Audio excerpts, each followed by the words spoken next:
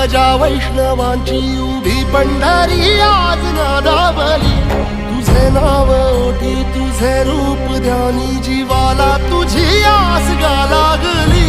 जरी बाप साऱ्या जगाचा परी तू आम्हाले कराची विठू माऊली।